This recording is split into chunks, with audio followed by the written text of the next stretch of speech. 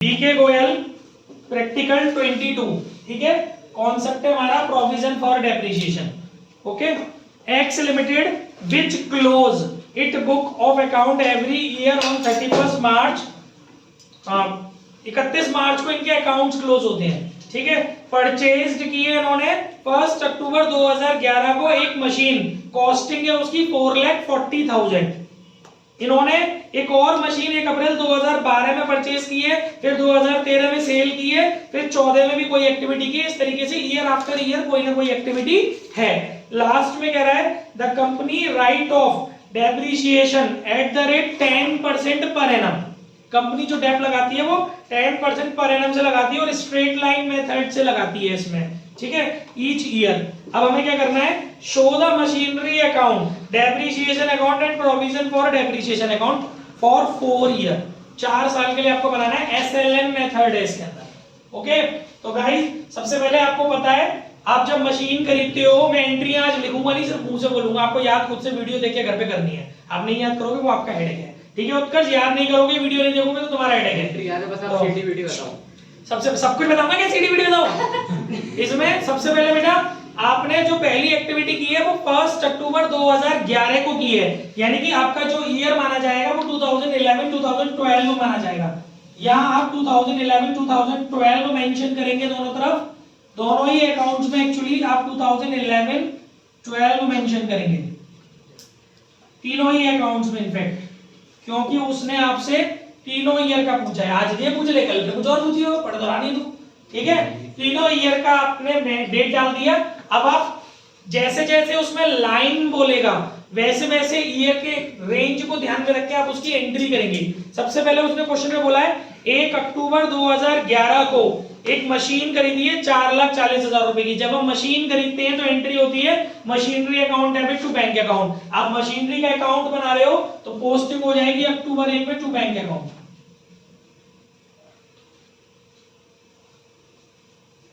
ठीक है। इसके बाद आप अगर आप अपने क्वेश्चन को गौर से देखोगे तो 31 मार्च 2012 तक का ये ईयर है। 31 मार्च 2012 तक इस क्वेश्चन में कोई और एक्टिविटी नहीं हो रही है। तो अब आपकी खुद की जिम्मेदारी होती है, ये क्वेश्चन में नहीं लिखा होगा कि 31 मार्च 2012 को आप डेप लगाएं। बच्चों नॉर्मली जो डेप की एंट्री होती है वो होती है dep account debit to machine account, लेकिन इस क्वेश्चन में ये वाली एंट्री नहीं होगी। क्यों नहीं होगी? क्योंकि यहां पर आपने प्रोविजन फॉर डेप्रिसिएशन मेंटेन किया है।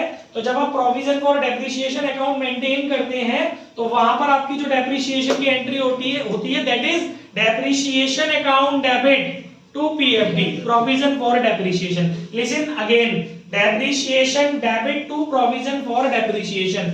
अब अगर आप डेप्रिसिएशन वाले अकाउंट में इस एंट्री को पोस्ट करने जाओगे तो ये डेबिट में पोस्ट होगी मार्च 31 को to provision for depreciation and the amount will be 10% of original cost because we have adopted in that question SLM method. So 4,40,000 का 10% that will be 44,000, but we should consider the date also. यहाँ अक्टूबर 1 में हमने machine purchase की in the sense कि इस year में 6 month का depreciation will be charge on that particular machine on that particular year, ठीक है। तो 4,40,000 का 10% बनता है 44,000, बट 6 मंथ्स के लिए अगर आप कैलकुलेट करने जा रहे हो तो दैट इज 22,000 6/12 करके, ठीक है। समझ में आ रहा है? 22,000 रुपए आपका डेप्रिसिएशन हो गया, वो आपका यहाँ आ गया। मैं अगेन रिपीट कर रहा हूं, हमारी एंट्री क्या थी? Depreciation account debit to PFD. उस एंट्री से मैंने डेप्रिसिएशन अकाउंट में पोस्टिंग कर दी। अब इसी एंट्री से मैं वापस पीएफडी अकाउंट में पोस्टिंग करने जा रहा हूं। तो पीएफडी में जाओगे तो पोस्टिंग पीएफडी अकाउंट में क्रेडिट साइड में होगी भाई। डेप्रिसिएशन अकाउंट एक एंट्री दोनों अकाउंटों में पोस्ट होगी, ठीक है। डेप में डेबिट साइड में होगी, पीएफडी में ये वाली एंट्री डेप लगाने की क्रेडिट साइड में होगी 22,000 रुपए। और गाइस जब आप पीएफडी अकाउंट मेंटेन करते हैं तो मशीनरी अकाउंट में कोई भी चेंजेस नहीं आते जब तक आपने अपनी मशीन को बेचा ना हो।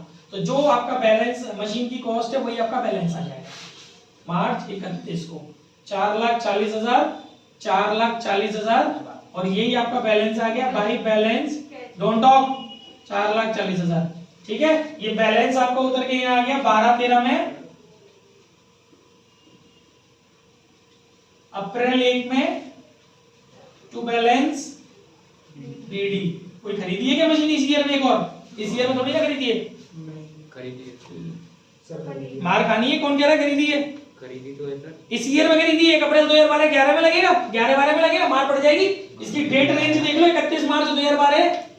अब यहाँ मतलब मैं कह रहा हूँ इस ईयर में जो निकल के गया उस ईयर में बोलो। पहले इनकी तो बैलेंस बंद कर ले, अगले साल में बढ़ कैसे गया? इसीलिए तो फैलते हो तुम, एक ही अकाउंट बनाते हो, इसीलिए बर्बाद हो तुम क्या जो भी एक एक अकाउंट बनाते हैं, सारे अकाउंट साथ में बनाने चाहिए हमेशा। एक एक ईयर को स्टेप बाय स्टेप बंद करके आओ, क्योंकि जब आप जर्नल बनाते हो तो ईयर वाइज बनाते हो, पहले इसको बना रहे हो फिर उसको बनाने तो फैल जाते हो। अब इसको बनाइए साथ के साथ। अब आप देखिए इसके बाद एक और एंट्री होती है, जो आपका डेप्रिसिएशन है उसको आपको स्टेटमेंट ऑफ पीएनएल में ट्रांसफर कर देना होता है। ये कंपनी है, कौन है? यस लिमिटेड लगाई, ये कंपनी है। कंपनी अपनी डेप्रिसिएशन को स्टेटमेंट ऑफ पीएनएल में ट्रांसफर कर देती है, तो इसकी एंट्री होती है statement of PNL account debit to depreciation. Statement of PNL account debit to depreciation. घर जाके वीडियो देखना, ये एंट्री लिखना जो मैं मुंह से बोल रहा हूँ। Statement of PNL account debit to depreciation. अब आप इसको डेप्रिसिएशन अकाउंट में पोस्ट करोगे तो क्रेडिट साइड में पोस्ट होगा ये मार्च 31 को बाय स्टेटमेंट ऑफ पीएनएल। उतना ही अमाउंट जितने की डेप है इस पूरे साल भर में। इसमें जो अमाउंट रहता है साल भर में जितनी भी बार डेप लगी है, पीएफटी नहीं डेप, जितनी भी साल भर की डेप डेबिट हुई है वो सब इसमें चली जाती है। तो एक ही डेप है फिलहाल तो इस साल 22,000 रुपए की। ये आपका ये वाला अकाउंट क्लोज हो गया। अब आपको ये वाला अकाउंट क्लोज करना है। पीएफटी अकाउंट को क्लोज करने की कोई स्पेशल एंट्री नहीं होती, तो जब किसी अकाउंट को क्लोज करने की कोई स्पेशल एंट्री नहीं होती तो आपको उस अकाउंट को बैलेंस से क्लोज करना होता है। आप इसको बैलेंस से क्लोज कीजिए, जो उसमें है उतना ही क्लोज कर दूंगा।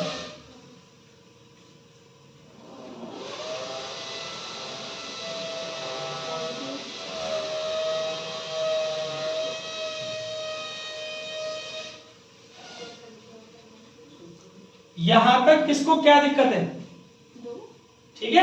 अब देखेंगे 2012-13 में हमारी क्या एक्टिविटीज हो रही हैं। इसने बोला है ऑन 1 अप्रैल 2012 कॉस्टिंग मशीन 5,20,000 हमने एक और खरीदी, यानी 1 अप्रैल 2012 को हमने एक मशीन खरीदी है। जब हम मशीन खरीदते हैं एंट्री होती है machinery account debit to bank account, तो यहाँ पोस्ट कर दोगे अप्रैल 1 में टू बैंक अकाउंट।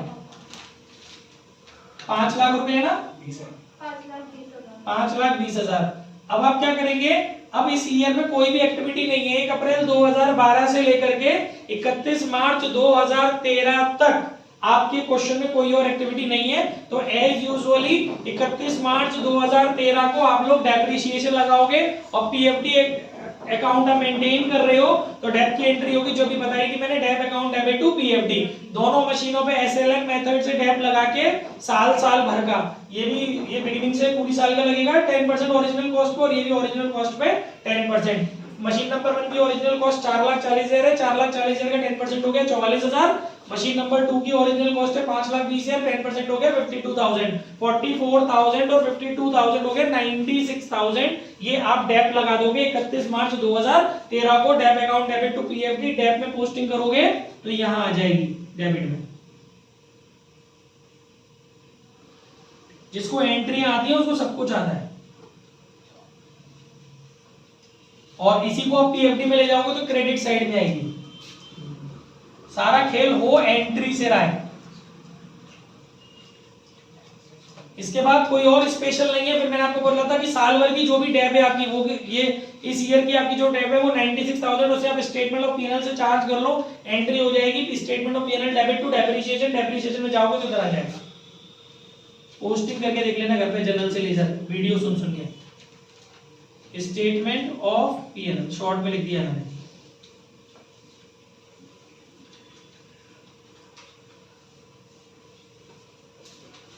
इसको नॉर्मली बंद करेंगे जैसे बंद करते हैं बैलेंस से।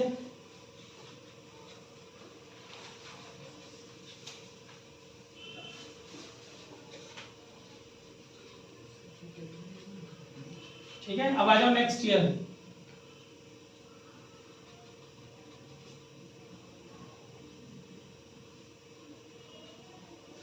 इसका बैलेंस उतार के ले आएंगे।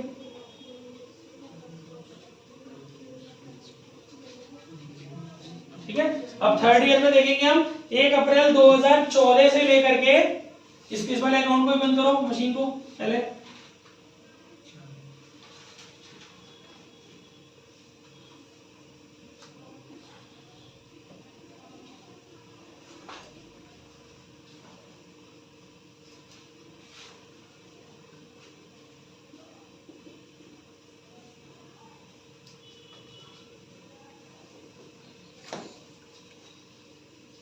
ठीक है। अब आप क्या करेंगे, देखेंगे 1 अप्रैल 2014 से लेके 31 मार्च 2015 तक में आपके यहाँ कोई एक्टिविटी क्वेश्चन में हो रही है या नहीं। देखो ऑन 30 जून 2013, 30 जून 2013 यानी इसी रेंज में आप है ना, 13-14 में, 14-15 13-14 on 30 June 2013 the first machine was sold. देखो ठीक है, इट्स ओके, आपने मशीन बेची, मैं पढ़ूंगा ही नहीं आगे, क्योंकि मेरे लिए सबसे पहले मैटर करता है कि जिस डेट में आप मशीन बेच रहे हो वो डेट। मेरी यहाँ पर जो मशीन सेल की गई है पहली वाली, वो 1 अप्रैल को नहीं की गई है बल्कि 30 जून को की गई है। इसका मतलब अप्रैल मई जून 3 महीने पहले मैंने उस मशीन को चलाया है। क्या है, कितने में बेची, मुझे कोई मतलब नहीं है। सबसे पहले मुझे 3 महीने का टैप लगाना पड़ेगा, और वो 3 महीने का टैप ओरिजिनल कॉस्ट पे कन्वर्ट करके निकलेगा। मशीन नंबर 1 की ओरिजिनल कॉस्ट है 4,40,000, 10% निकालते हो तो 44,000 आता है, बट 3 महीने का तो 3/12 आप उसका और कर लोगे। 44,000 का 3/12 आप करोगे तो ये 11,000 रुपए की डेप आएगी। समझ में आ रहा है। और आपको पता है डेप लगाने की एंट्री होती है, पीएफडी मेंटेन कर रहे हो उस पॉइंट ऑफ व्यू से डेप लगाना, PFD sorry dep account debit to PFD डालो दोनों जगह पहले। जून 30, बहुत सिंपल से लॉजिक होते हैं, जिसको एंट्री आती है उसको सब कुछ आता है। कुछ नहीं आ रहा, नहीं समझ में आता, पढ़ते ही नहीं। 11,000 ठीक है।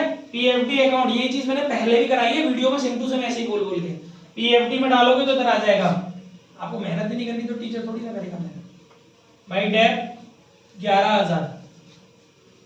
इसके बाद फिर अब आपको ये देखना है कि 30 जून को जब आपने अपनी मशीन पे डेप लगा लिया, अब आपकी मशीन की कीमत कितनी है। लेकिन जब आप पीएफडी वाले कॉन्सेप्ट में होते हैं तो आपके लिए एक नया टास्क अपने आप से ऑटोमेटिकली आपके माइंड में क्रिएट हो जाना चाहिए, एंड दैट इज जिस मशीन को आप बेच रहे हो उस मशीन को सबसे पहले आपने पहली बार जब खरीदा था वहां से लेके जिस दिन जिस ईयर में आगे जाके आप बेच रहे हो, पहली बार से लेके आखिरी बार तक अब तक जितनी भी डेप उस मशीन पे पीएफडी में डली है, उस पीएफडी वाली डेप को वहां से निकाल के मशीनरी में डालना है। ये खुद का रूल है, ये क्वेश्चन में कभी भी मेंशन नहीं होगा।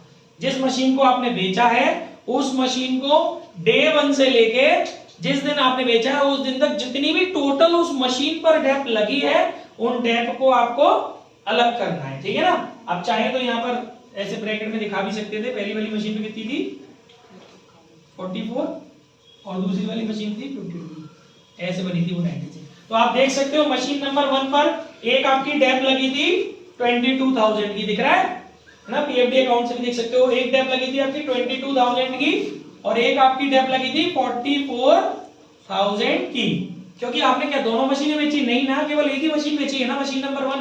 तो केवल मशीन नंबर 1 की डेप देखो ना। मशीन नंबर 1 पर एक डेप थी आपकी 22,000 पहले साल जो लगी थी, दूसरे साल आपकी मशीन नंबर 1 पर जो डेप लगी है वो लगी है 44,000, तीसरे साल जो आपकी मशीन नंबर 1 पे डेप लगी है वो लगी है 11,000। तो आप देखो टोटल डेप कितनी हो गई 77,000। ये डेप आपको बेचने से पहले ये डेप आपकी पीएफडी में पड़ी हुई है ना, इस यहां से इस डेप को निकाल के आपको मशीन अकाउंट में क्रेडिट करना होता है। ये ऑटोमेटिकली याद रखना है। ठीक है। केवल पीएफडी के केस में होगा ये खेल। तो आपकी इसकी एक नई स्पेशल एंट्री होती है, provision for depreciation account debit to machinery account. अब आप देख लो कौन कौन से अकाउंट बना रहे हो आप। प्रोविजन फॉर डेप्रिसिएशन का भी बना रहे हो, आप मशीन का भी बना रहे हो, तो इस एंट्री से दोनों लेजर के अकाउंट्स में पोस्टिंग होगी। तो provision for depreciation account debit to machine, आप प्रोविजन फॉर डेप का बना रहे हो तो ये पोस्टिंग यहां जाएगी जून 30 जिस दिन आपने बेचा है टू मशीनरी अकाउंट। और आप मशीन का भी अकाउंट बना रहे हो तो मशीन में भी जाएगी क्रेडिट में इधर। 76,000 क्यों 4 और 2 6 और 1 7 77 हो गया ना। हाँ 11,000 बोला तो जून 30 by PFD provision for depreciation account 77,000। Clear हो गया। अच्छा अब ये सब बात खत्म हो जाती है। अब हम अपने सेल वाले कॉन्सेप्ट को देखते हैं। तेरी समझ में आ रहा है मैं क्या बोल रहा हूँ। सेल वाले कॉन्सेप्ट को देखते हैं अब हमें ये देखना है कि जिस दिन हमने अपनी वो मशीन नंबर 1 बेची है उस दिन इस पीएफडी की डेप को क्रेडिट करने के बाद मशीन अकाउंट में अब मशीन का क्या बैलेंस है। अब देखिए ओरिजिनल कॉस्ट उस मशीन की कितनी थी 44,000। अब तक की डेप कितनी माइनस हो गई 77,000। तो 4,44,000 नहीं सॉरी 4,40,000 4,40,000 मशीन की ओरिजिनल कॉस्ट थी, जिसमें से 77,000 का आपने डेप माइनस कर लिया तो 3,63,000। मेरी बात समझ में आ रही है? अगर आपको 30 जून को अपनी मशीन को बेचना ही है तो कम से कम कितने में बेचना चाहिए आपको? 3,66,000। लेकिन आपने कितने में बेचा है अपनी मशीन को? सिर्फ और सिर्फ 2.5 लाख रुपए में। तो बाकी का जो है वो आपका नुकसान है, लॉस। 1,13,000। आई होप बुद्धि में घुस गया होगा आपकी। 1,13,000। और इसकी भी जनरल एंट्री आपको आनी चाहिए। सेल करने की एंट्री होती है bank account debit, loss on sale of machinery account debit to machinery account. अब आप मशीनरी का अकाउंट बना रहे हो तो दोनों चीजें इधर पोस्ट हो जाएंगी। इससे ज्यादा सरल तरीका मेरे पास नहीं है।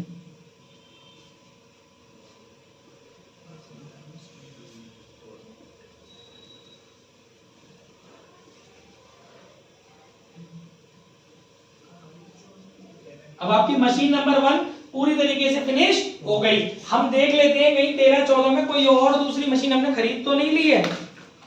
हाँ लिखा भी है on the same date fresh machine install कराई हमने 3 लाख रुपए की, यानी कि हमने 30 जून को, सेम डेट मतलब 30 जून को, 30 जून को हमने मशीन खरीदी है। जब आप मशीन खरीदते ही हो तो आपको एंट्री पता है machinery account debit to bank, तो वो यहाँ पोस्ट हो जाएगी। जैसा जैसा वो बोलता जा रहा है वैसा वैसा हम करते जा रहे हैं, बशर्ते कि आपको एंट्रियां याद हो। कितने की है? 3 लाख।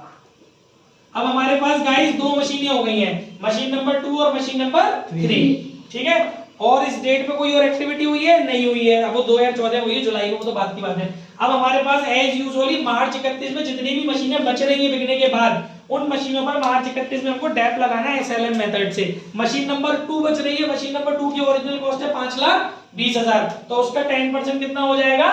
52,000। मशीन नंबर 3 जो हमने अभी खरीदी है उसकी ओरिजिनल कॉस्ट है 3 लाख, 3 लाख का 10% हो जाएगा 30,000, लेकिन हमने जून 30 में खरीदी है। तो जुलाई, अगस्त, सितंबर, अक्टूबर, नवंबर, दिसंबर, जनवरी, फरवरी, मार्च, 9 मंथ की डेप हम लगाएंगे। तो अगर आप 30,000 को 9 मंथ की डेप में कन्वर्ट करोगे तो 22,500 आएंगे। तो वो डेप हो गई 22,500। तो टोटल आपकी डेप हो गई बेटा 54,500 रुपए, सॉरी 74,500 रुपए। जो आपको डेप लगानी है 74,500 लगानी है मार्च 31 को। और डेप लगाने की अभी भी आप पीएफडी में हो तो आपको वही वाली पीएफडी में डेप वाला केस करना पड़ेगा। Dep account debit to PFD दोनों जगह पोस्ट करना पड़ेगा इसको, मार्च 31 टू पीएफडी 74,500। और पीएफडी में जा रहे हो तो इधर जाना पड़ेगा आपको बाई डेप।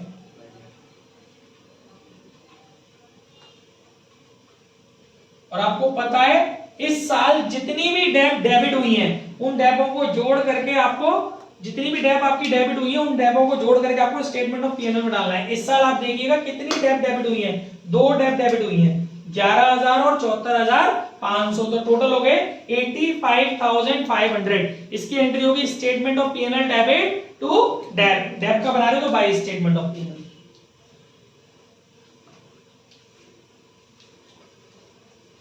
यही चीज अगर आपने हफ्ते 10 दिन पहले पढ़ ली होती तो आज आपका चैप्टर खत्म हो चुका होता। और आपने मेहनत करनी नहीं है, आप में से कई लोगों को आपके हिस्से की मेहनत कभी भी टीचर नहीं करेगा, ध्यान रखिएगा। 85,500, ठीक है। अब आप इसको बंद करिए, उसको बंद करिए, इसमें जो बचेगा बैलेंस से बंद कर देना, जो भी बच जाए।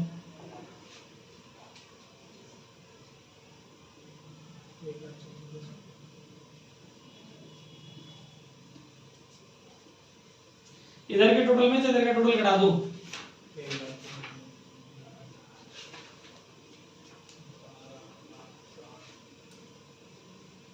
8,20,000 बचेगा।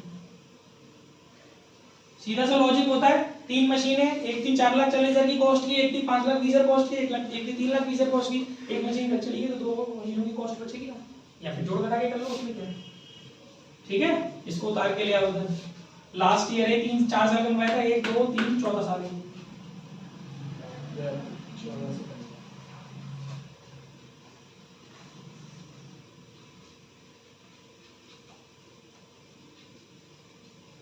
ये आपका बैलेंस शीट आ गई। यहाँ पे आप दिखा सकते हो 2 मशीनें हैं, एक है 5,20,000 वाली और एक है 3 लाख वाली, ठीक है ना। इसका बैलेंस भी आप बंद करो, इसको भी बैलेंस से बंद करो। 1 18 1 19 1 19 1 29 1 29 और 4 1 33 33 और 7 2,03,500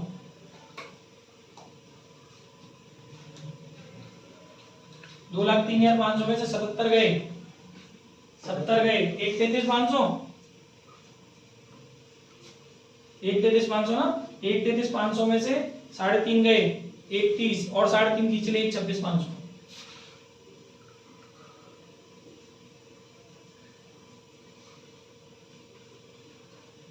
ये बैलेंस उतार के आप दे लेंगे।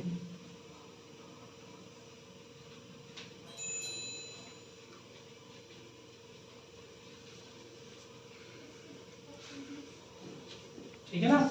अब चलते हैं नेक्स्ट ईयर पे। यहाँ डाल दिए ये, यहाँ डाल दिए, यहाँ भी डालो ये 2014-15 अब देखते हैं इस ईयर में हमने कुछ और खरीदी है क्या। On 1st July 2014 the second machine which was purchased on 1st April 2012 was also sold। फिर से बेच दी, खरीदी तो नहीं, बेच दी। तो गाइस आपने कब बेची है? 1 जुलाई। इसका मतलब पहले आपको फिर से पूरा कांड सेकंड मशीन के लिए करना पड़ेगा। जल्दी जल्दी बता देता हूं। अब आपने जो है सेकंड मशीन बेची है, 3 महीने का आपको डैप लगाना पड़ेगा, अप्रैल मई जून, है ना, क्योंकि 1 जुलाई की तो आपने बेची है, तो 3 महीने का डैप आप एंट्री करेंगे, dep account debit to PFD, वो यहाँ आ जाएगा जुलाई 1 को टू पीएफडी।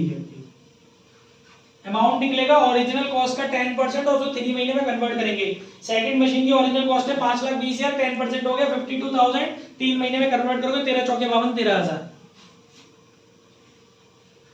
और इसी एंट्री से ये यहां भी चली जाएगी।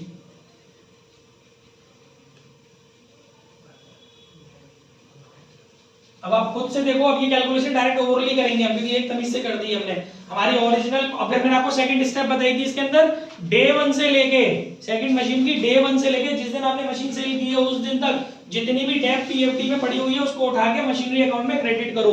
तो आप सेकंड मशीनरी के लिए देखिए, सेकंड मशीनरी के लिए डे 1 पे पहले सेकंड ईयर में थी इंटरेस्ट, वो जो डेप थी वो थी 52,000। फिर थी आपकी डेप जो थी वो थी सेकंड मशीन पर, वो थी बेटा आपकी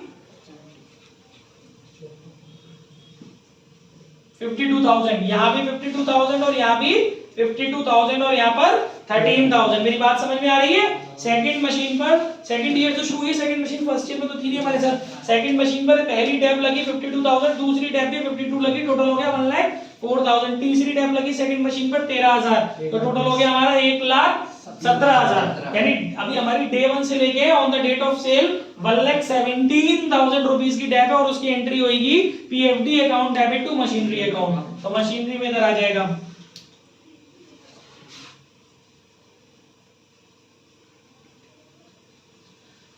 पीएफडी में इधर आ जाएगा जुलाई 1 को।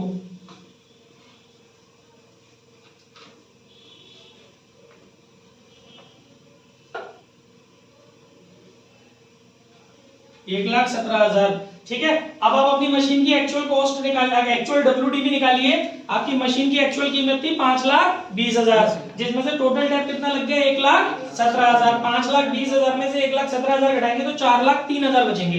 यानी अगर आपको 1 जुलाई को अपनी मशीन को बेचना था तो 4,03,000 में बेचना था, और आपने अपनी मशीन को जो बेचा है वो 3,25,000 में बेचा है, आपको लॉस हो गया।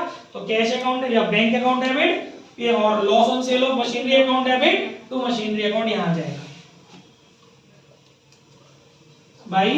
बैंक अकाउंट 3,25,000 और आपका नुकसान कितना हो गया 75 और 3 78,000 रुपए आपका नुकसान हो गया जुलाई में भाई। Loss on sale of machine. आपकी सेकंड मशीन कंप्लीटली खत्म हो गई। अब आपके पास कौन सी मशीन बची है? मशीन नंबर 3 बची है। कोई और एक्टिविटी हुई है इसमें? नहीं हुई है। अब मार्च 31 में मशीन नंबर 3 पे आप डेप लगाएंगे, 3 लाख का 10% हो जाएगा 30,000। पीएफडी मेंटेन कर रहे हैं तो dep account debit to PFD March 31 to PFD 30,000। और फिर ये इधर भी चला जाएगा मार्च 31 भाई डेप अकाउंट। ठीक है ना, ये हो गया आपका। फिर आप अब आपने इस साल में जितनी भी जितनी भी डेबिट की हैं उन सबको आप स्टेटमेंट ऑफ पी&एल से रिटर्न ऑफ कर लेंगे। आप देख सकते हैं 30 और 13 टोटल आपने 43,000 रुपए की डेबिट इस ईयर में आपने रिटर्न ऑफ किए, तो 43,000 इसकी एंट्री हो जाएगी statement of P&L debit to debit by statement of P&L. Total बराबर हो गया इसका। सर कॉल आ रहा है। इसके बाद अब आप क्या करेंगे, इस वाले अकाउंट को क्लोज करेंगे, 3 लाख रुपए बैलेंस बच जाएगा। आंसर देखो, 3 लाख। इसके बाद आप अपना पीएफटी अकाउंट क्लोज करेंगे, 1,26,500 और 43,000 कितने हो गए, 1,26 और 3 1,29, 1,29 और 4 169,500 169,500 में से 1,17,000 घटाएंगे, 69 में से 10 गए तो 59, 59 में से 7 गए तो 52,500। चेक करो आंसर, मार्च 31 में 52,500 आ रहा हो सर सही है। तो उतर के इधर आ जाएगा रिलीफ को।